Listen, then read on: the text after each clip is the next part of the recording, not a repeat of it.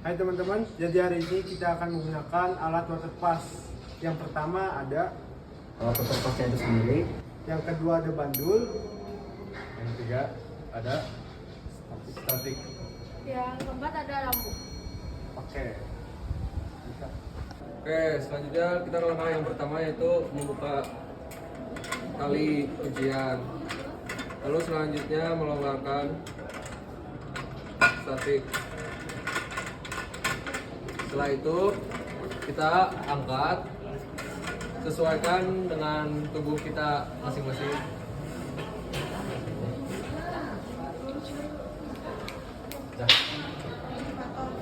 Setelah itu kuatkan kunci kembali.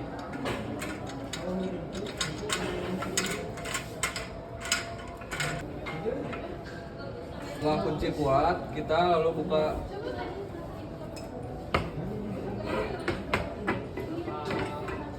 Nah, setelah alat sudah berdiri tegak seperti ini, kita akan memasang alat water pass.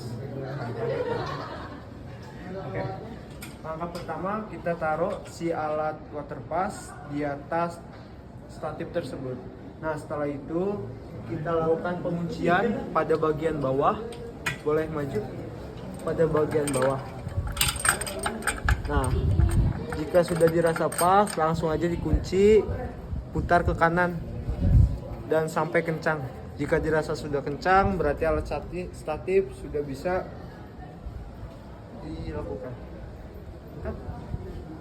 Untuk menentukan center, kita menggunakan bandul. Pertama, pasangkan bandul di kaitan untuk menentukan senternya. Lalu seimbangkan bandul terhadap center dari patoknya.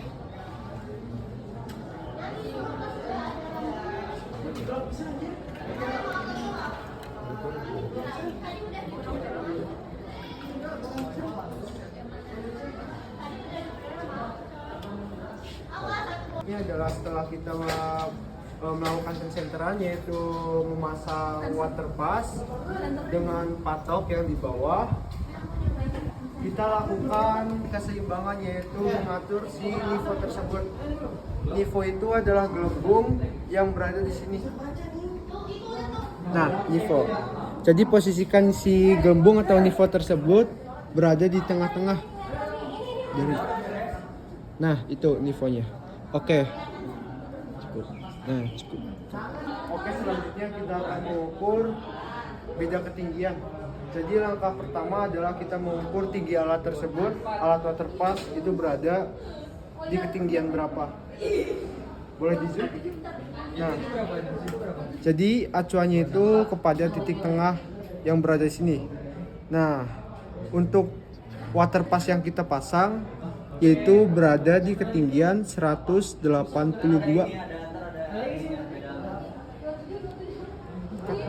Di sini ada beberapa fungsi yang harus diketahui dulu. Yang pertama, ini untuk memfokuskan objek. Terus yang di belakang ini untuk memfokuskan diafragma. Terus ini untuk gerak halusnya. Terus ini untuk gerak kasar.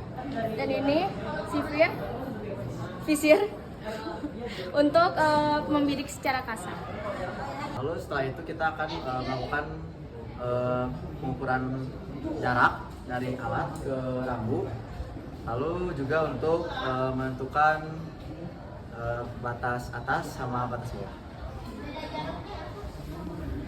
Nah, lalu kita akan meluruskan alat dengan rambu. Seperti itu. Nah, sudah lurus. Nah, setelah lurus alat ke rambu, lalu kita akan membidik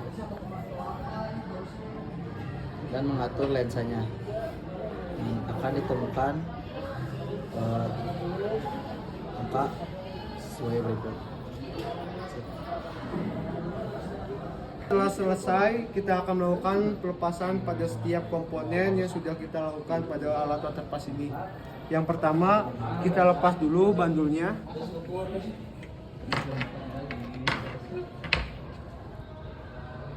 Setelah itu kita lepas water pass, kepala water pass yang berada di atas.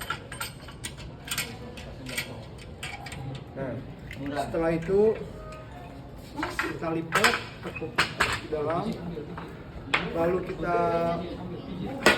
kendorkan untuk bagian pengunci ini.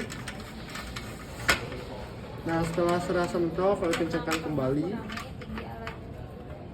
Jangan lupa kaitkan tali pengaman tersebut.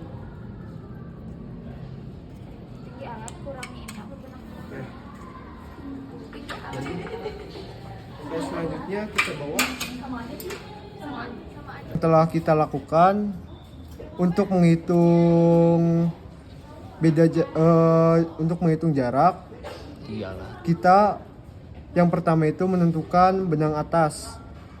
Setelah itu kita menentukan benang bawah.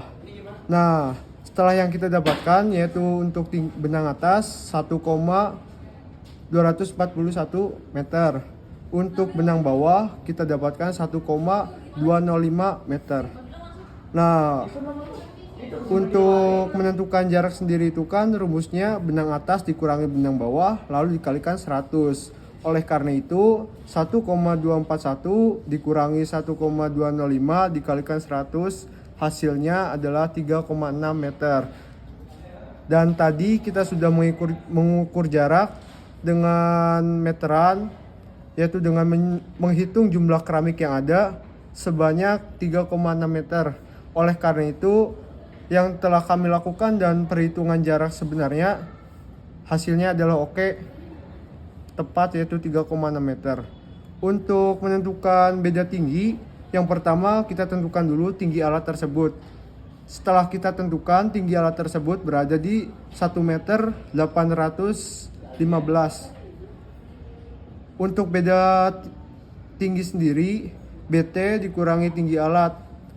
Jadi hasilnya itu 1,230 dikurangi 1,815 yaitu yang sudah kita lakukan. Jadi hasilnya adalah 0,585 meter untuk beda tinggi alat tersebut. Cukup sekian tutorial cara menggunakan waterpass untuk kelompok kami. Kurang lebihnya mohon maaf. Wabillahi taufiq wal hidayah. Wassalamualaikum warahmatullahi wabarakatuh. See you next time.